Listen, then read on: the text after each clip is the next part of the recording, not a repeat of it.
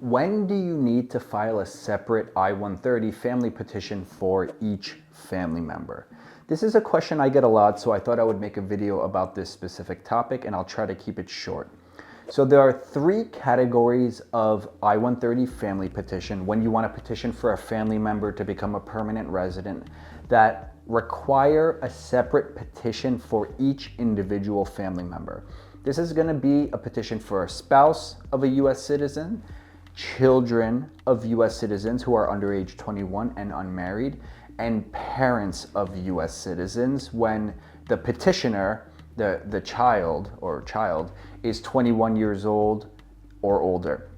So in these categories of petitions, you cannot include spouses and children on the same I-130. So you'll need a separate I-130 petition for each family member. Let me give you an example. So if you want to petition for the parent of a U.S. citizen, you cannot include that parent's spouse and their kids on that same I-130 family petition. You would need to file an I-130 family petition for each individual family member. Another example is the spouse of a U.S. citizen. So you want to petition for your spouse and your spouse has a kid from before your relationship with them or whatever. You would need to file a separate family petition for that spouse and a separate family petition for the kid. Now, if that kid was under age 18 on the day that you married your spouse, the day on the marriage certificate, then that child is also the child of a U.S. citizen. The step-parent, step-child relationship is the same as a parent-child relationship for immigration purposes.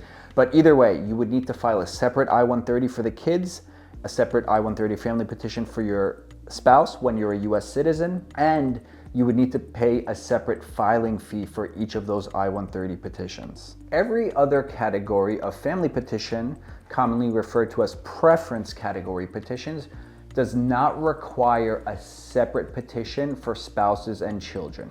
So these categories include unmarried sons and daughters over the age of 21. When you file a petition for them, you can include their spouse and their kids on the same I-130 family petition. You don't need to file a separate family petition for them. Your married sons or daughters of any age, whether they're under 21 or over age 21, you can include spouses and kids as derivative beneficiaries. Brothers or sisters, so when a U.S. citizen files a petition for a sibling, they can include the siblings, spouses, and kids on the same I-130.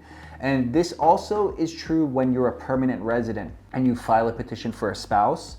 You can include the kids on the petition. If you're a permanent resident and you're filing a petition for your unmarried child under 21 or over 21, you can include their spouses and kids if they have any. All right, guys, I hope this answered someone's question. Someone out there is wondering if they need to spend extra money on more family petitions. Hopefully you found this video and this helps you.